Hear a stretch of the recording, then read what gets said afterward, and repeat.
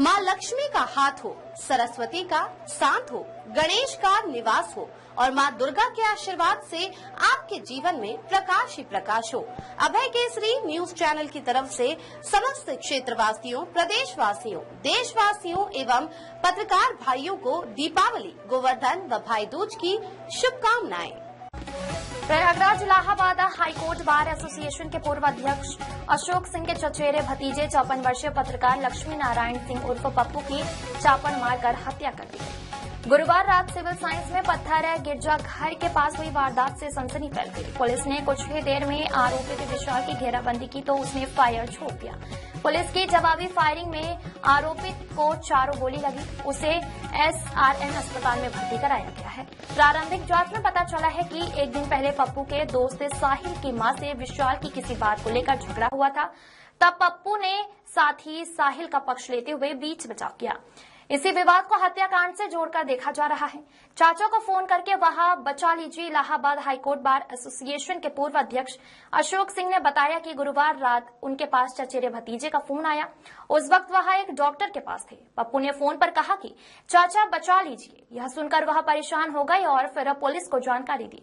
अस्पताल में पप्पू की हालत देख वह परेशान हो गए। इस दौरान उन्होंने पुलिस अधिकारियों से बातचीत की।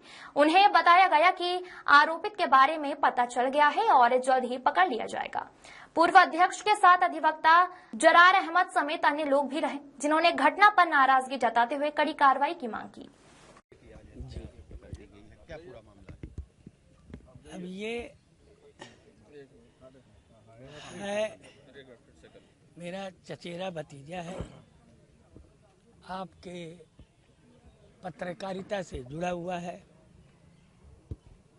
अभी तक कोई बात समझ में बहुत आई नहीं मुझे भी, क्योंकि हमको फ़ोन आया कि चाचा मुझे बचा लीजिए।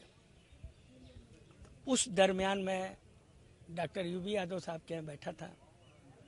तत्काल मैंने अपने कुछ जूनियर अधिवक्ता उनको बोल दिया कि भाई तुरंत पहुंच जाओ, और इंस्पेक्टर सिविल लाइन को, और मैं खुद भी तुरंत चल दिया।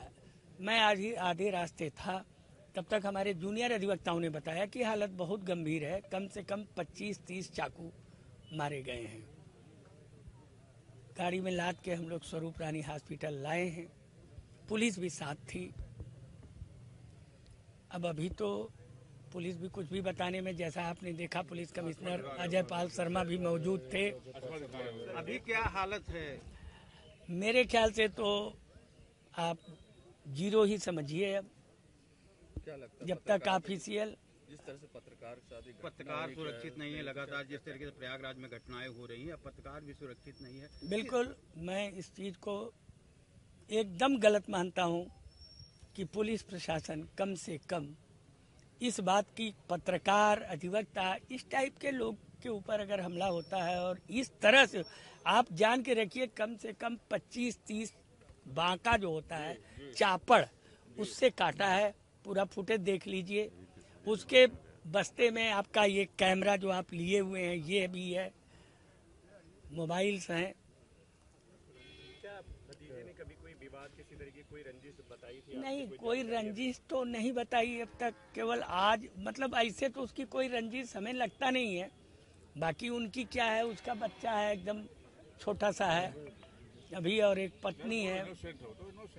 अभी लड़का है, वो भी बहुत बताने की स्थिति में नहीं है, क्योंकि हम लोग भी भाई चाचा जरूर हैं, लेकिन अब आप भी जान रहे हैं, मैंने बोला ना कि चचारा भतीजा है, तो बहुत कुछ अंदरूनी तो मुझे भी अभी बहुत अवगत नहीं है। लेकिन पुलिस से बात हुई है, पुलिस मुझसे ये कही है कि कुछ न कुछ क्लू मिला है।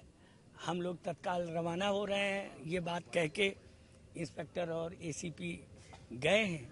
अब बाकी तो आपके पुलिस कमिश्नर आए ही थे, वो अपनी, नहीं, मेरा तो ये है कि भाई कम से कम एटलीस्ट जिसने ये घटना घटाई उसे तत्काल अरेस्ट किया जाए और फिर कानूनी कार्रवाई किया जाए, क्योंकि अभी तो फुटेज होगा, तमाम चीजें होंगी, उससे भी देख सकते हैं कि कौन आदमी चापड़ लेके। किस तरीके से एक पत्रकार पर हमला बहुत हुआ जघन्य है, ये जघन्य अपराध है। पत्रकार, से बढ़ के क्या देख रहे हैं आप? तो प्रयागराज की कानून व्यवस्था को क्या मैं वकील भी हूँ, मैं इस हाई कोर्ट का महासचिव भी रहा हूँ, इस हाई कोर्ट का अध्यक्ष भी रहा हूँ, मैं हर चीज से अवगत हूँ। रात में अब निकलना सुरक्षित रह गया है काम? बिल्कुल अब अगर ये स्थिति है तो आप भी समझ ही रहे हैं कि बहुत कुछ अभी कहने की स्थिति में नहीं है, लेकिन जहाँ तक उसके स्थिति का सवाल है तो आप जीरो मान के चलिए कि जीरो। ये कोई घटना कारित की गई है, इस पूरी घटना में अभी तक 4 चीजें सामने आई हैं और किस तरीके से वर्कआउट कर रहे हैं? ये आज दिनांक 23 अक्टूबर को शाम को हर्ष होटल के पास में ये घटना की सूचना प्राप्त हुई थी कि एक व्यक्ति लक्ष्मीकांत उर्फ पप्पू, जिनके ऊपर कुछ बदमाशों के द्वारा हमला करके धारदार हथियार से उनको घायल किया गया, जिसके बाद उपचार के लिए उनको तत्काल SRN हॉस्पिटल लाया गया, जिसमें उपचार के दौरान जो घायल थे उनकी मृत्यु हुई। और इसी में जो वहाँ घटनास्थल से साक्ष्य कलेक्ट किए गए, जो विटनेसेस थे या आसपास लोग मौजूद थे उनसे बातचीत की गई और तमाम जो सर्कमस्टेंसेस थे उसकी जानकारी की गई। तो ये ज्ञात हुआ कि आरोपी विशाल के द्वारा ये घटना कारित की गई अपने कुछ सहयोगी के साथ में। फिलहाल जो मुख्य आरोपी था विशाल, उसके द्वारा खुलदाबाद क्षेत्र से मछली बाज़ार से ये चाकू खरीदा गया था, जिससे उसके द्वारा मृतक पर धारदार हथियार से उसी चाकू से हमला किया गया था। और फिलहाल दबिश में जो विशाल है आरोपी, उसके पुलिस मुठभेड़ में उसको अरेस्ट किया गया है और मुठभेड़ में उसके 3 गोलियां लगी हैं उसके दोनों पैरों में और फिलहाल उसको हॉस्पिटल में एडमिट करवाया गया है। और आगे जो साक्ष्य हैं एकत्रित कर विधिक कार्यवाही की जाएगी, मजिस्ट्रेट के सामने पेश कर आगे रिमांड लिया जाएगा।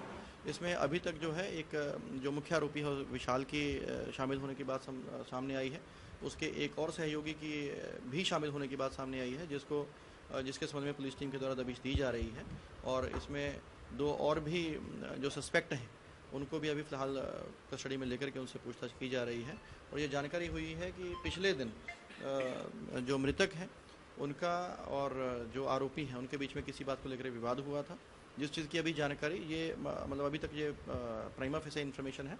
इन सभी तथ्यों की अभी पड़ताल की जा रही है, वेरीफाई किया जा रहा है और जैसे साक्ष्य निकल करके आएंगे उनको संकलित करते हुए आगे जो है अग्रिम विधिक कार्रवाई की जाएगी।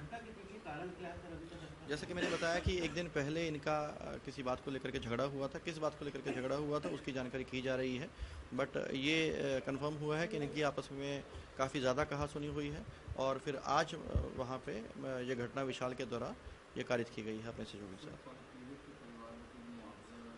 जी वो जो भी हमारा जो विधिक कार्रवाई है उसको पूरी तरह अमल में लाया जाएगा। हमारा डेफिनेटली ये दुर्भाग्यपूर्ण घटना है, हमारी सहानुभूति पीड़ित के साथ में है as a department, as a government organization और पूरी तरह से हर संभव सहायता प्रदान की जाए।